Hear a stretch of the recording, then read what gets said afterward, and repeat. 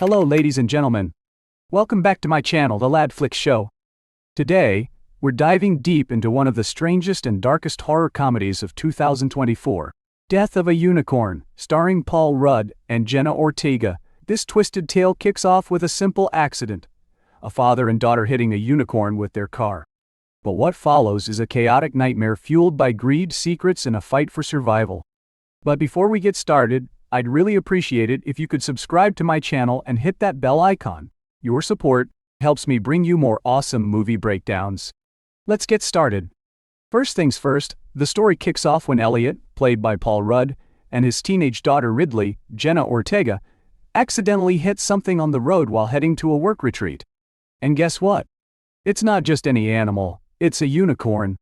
Yes, a real-life unicorn. Thinking it might impress his billionaire bosses, Elliot decides to take the creature with him, setting off a chain of events that quickly spirals out of control. But here's the twist. The unicorn is not as dead as they thought, and soon, things go from bad to absolutely insane. The ultra-rich and eccentric Leopold family, led by Richard E. Grant, sees the unicorn as their golden ticket to unlimited wealth. But what they don't realize is that messing with mythical creatures comes with consequences. The movie builds up some fantastic moments of tension and satire. On one side we have Elliot, just trying to survive and keep his job. On the other, we have Ridley, who starts to see the bigger picture and questions whether they should even be involved in this mess. And then there's the Leopolds, driven purely by greed, ignoring every red flag just to chase money.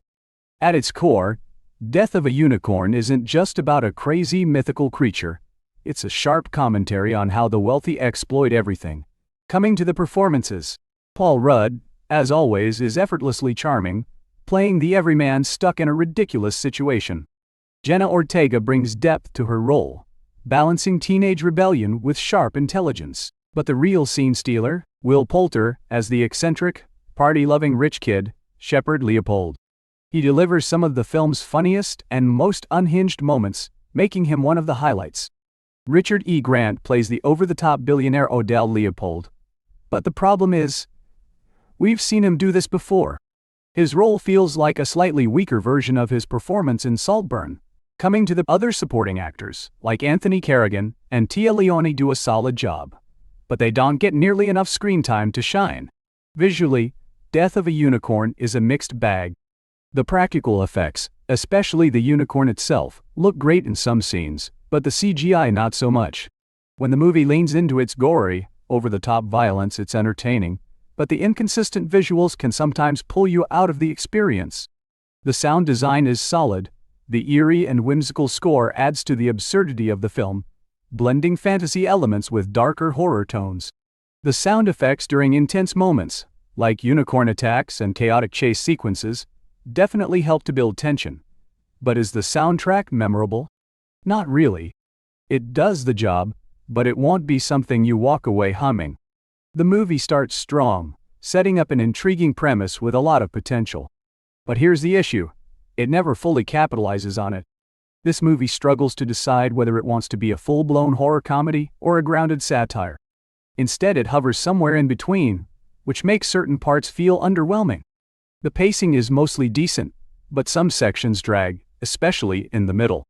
Just when you expect things to escalate into absolute madness, the film holds back. And that's the biggest problem.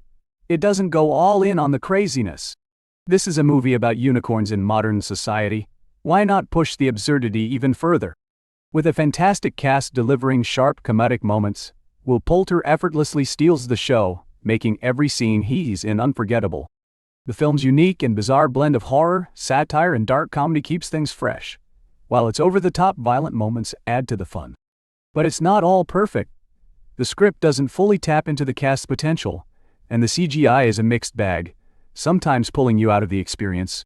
Plus, while the movie flirts with insanity, it never fully embraces it, playing things a bit too safe, when it could have gone all out for a truly unforgettable ride.